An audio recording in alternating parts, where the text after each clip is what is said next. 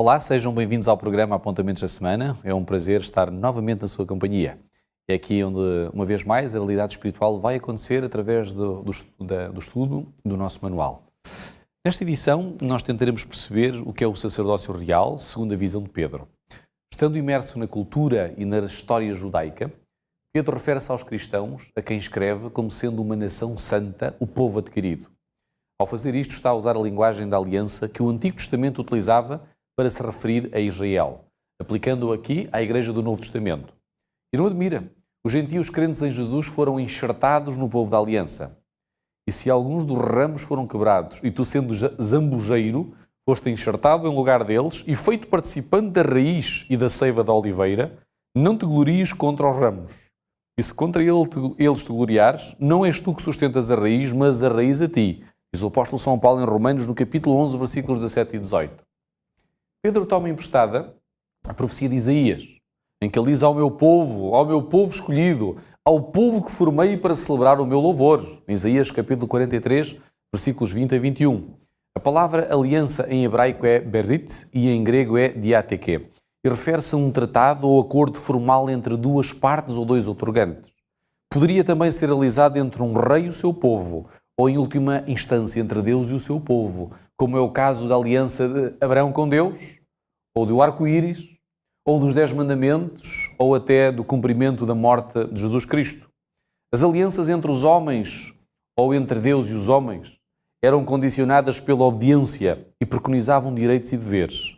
Como em todos os pactos, as violações dos mesmos poderiam trazer consequências. Pedro vê os crentes como o corpo de Cristo, a Igreja. Assim como Deus escolheu Israel dentre as nações para ser o seu povo exclusivo, da mesma forma continua a escolher pessoas de entre todas as nações, tribos e línguas num chamado universal para formar a sua Igreja e entrar em aliança com todo este povo. Que privilégio, mas que responsabilidade.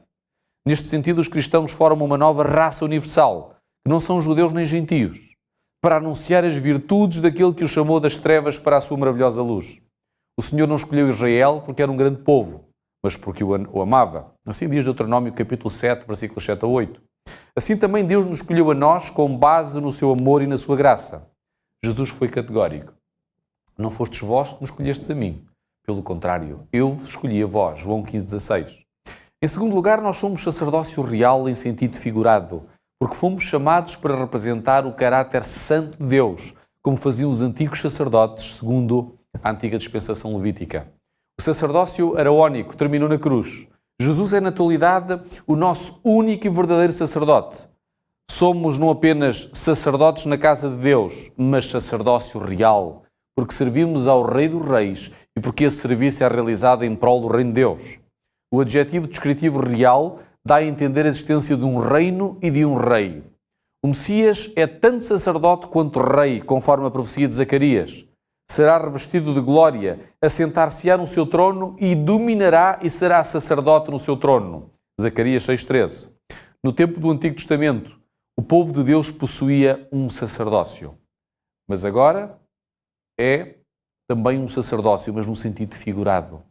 Todo o cristão tem o privilégio de entrar na presença de Deus, como faziam os sacerdotes do Antigo Pacto. Hebreus 10, 19 a 25. Quer isto dizer que ninguém se achega a Deus por meio de alguma pessoa aqui na Terra, mas pelo único mediador. E esse mediador é Jesus Cristo. Assim diz 1 Timóteo 2,5. O sacerdócio está relacionado com o crescimento espiritual. Este está relacionado com aquilo que ingerimos e com aquilo que evitamos ingerir. A Organização Mundial de Saúde diz que nós somos aquilo que pensamos, aquilo que comemos, aquilo que pomos aqui dentro. E esta ação deve seguir em duas direções. Despojar-se do antigo e alimentar-se do novo. O alimento é vital para o crescimento saudável. Tanto a inanição quanto o alimento tóxico impedem o crescimento. A falta de apetite ou ingestão de alimento contaminado provocam doenças. E a alimentação insuficiente e inadequada desemboca em raquitismo. Pedro compara o cristão a um recém-nascido. Assim como um bebê anseia pelo leite materno, o cristão deve desejar ardentemente o genuíno leite espiritual. A palavra grega epipotein significa um desejo intenso, como o da corça que anseia pelas correntes das águas. Para o cristão, estudar a palavra de Deus não é um trabalho, ou não deveria ser, mas é uma delícia, porque ele sabe o que ali encontrará, ou encontrará ali alimento pelo qual a sua alma anseia. Um bebê que saboreou o alimento não deseja parar mais até ficar saciado. O facto de ter degustado reforça ainda mais o seu desejo. A palavra de Deus é o nosso alimento e é por meio dela que crescemos e desenvolvemos a nossa vida cristã. Vamos destacar aqui 3 pontos. Em primeiro lugar, o alimento. Desejai ardentemente, como crianças recém-nascidas, o genuíno leite espiritual, diz o apóstolo São Pedro no capítulo 2, na primeira parte do versículo 2. Os bebés recém-nascidos agem como se a sua vida dependesse da próxima refeição. Assim também os cristãos devem mostrar a sua ânsia pela palavra de Deus. Devemos ter fome da palavra e desejá-la ardentemente. Assim como os bebés se alimentam com regularidade, nós também devemos alimentar-nos da palavra de forma regular. A expressão grega gala logikos, ou lógicos, traduzida por leite espiritual, tem um rico significado. Lógicos é o adjetivo correspondente ao substantivo logos. Segundo o teólogo William Barclay, existem 3 significados possíveis para logos. Primeiro, a grande palavra estoica, que significa a razão que guia o universo. Segundo, quer dizer mente ou razão. Terceiro, equivale simplesmente a palavra. Pedro acabara de falar sobre a palavra de Deus, que vive e permanece para sempre. Por isso, é a palavra de Deus que Pedro tem em mente aqui ao mencionar o genuíno leite espiritual. A palavra grega usada por Pedro é adolos, ou seja, ausente de dolo, sem a menor mescla de nada que possa ser nocivo. Não há saúde espiritual onde a sã doutrina não está no cardápio diário do povo. Alimentar o povo com a palha das falsas doutrinas, em vez de nutri-lo com o trigo da verdade, é como dar leite contaminado a um recém-nascido. Pedro passa agora da metáfora do leite para a metáfora da pedra. Ele faz uma transição de quem somos em Cristo, ou como é que Cristo deve ser na sua base. Nós somos como recém-nascidos que precisamos de leite para crescer. Mas Cristo é a pedra fundamental sobre a qual a Igreja é edificada. O segredo do crescimento é a nossa comunhão com Cristo. Precisamos de aproximar-nos dele. De Cristo emana todo o poder para uma vida nova.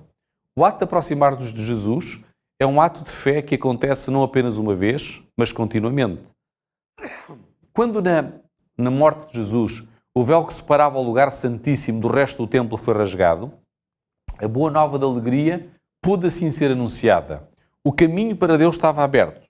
O próprio Jesus é a porta do céu, o caminho para Deus. Por intermédio dele, todos podem ir ao Pai. Em primeiro lugar, Cristo é a pedra viva. Chegando-vos para ele a pedra viva, a pedra que vive, diz o apóstolo São Pedro no capítulo 2 e no versículo 4. A expressão, a pedra que vive, parece um paradoxo, porque uma pedra não vive, é um mineral que não tem vida. Nas Escrituras, porém, o termo pedra algumas vezes tem significado figurativo e podíamos ver vários textos que o mencionam. O próprio Pedro usou essa imagem quando se dirigiu ao Sinédrio e retratou Jesus Cristo como uma pedra angular rejeitada por eles. Eles eram os construtores. Atos capítulo 4 e versículo 11. Jesus não é apenas a pedra que vive, mas é também aquele que dá a vida. Não há vida nem crescimento espiritual separados de Jesus. Nele somos salvos e nele crescemos. Ele é a pedra da esquina, a pedra fundamental, que sustenta todas as outras pedras do edifício.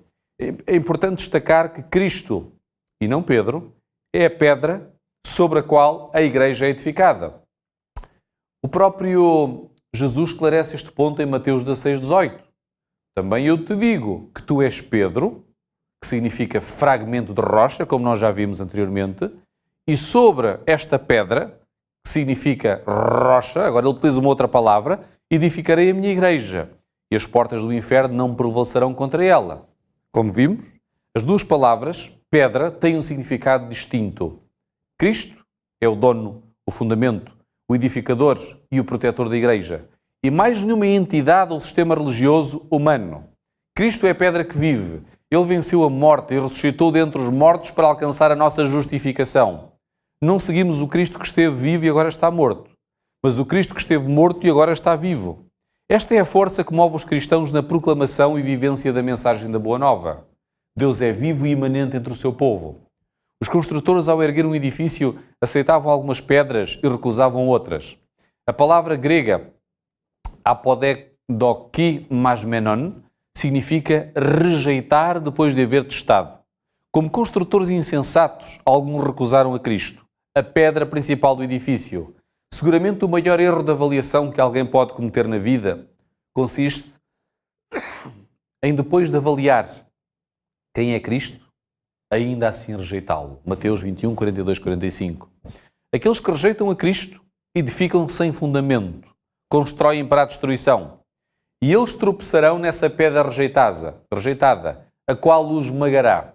Embora Cristo seja uma fundação firme para qualquer um que coloque nele a sua fé, é também uma pedra que esmaga aqueles que o rejeitarem. Hoje eu gostaria de convidá-lo a viver o sacerdócio real. Chegou o momento de concluirmos a recapitulação do manual de estudo da nossa lição, mas com certeza que na próxima semana nós voltaremos para estudar mais uma lição. Até lá, vivendo o sacerdócio real.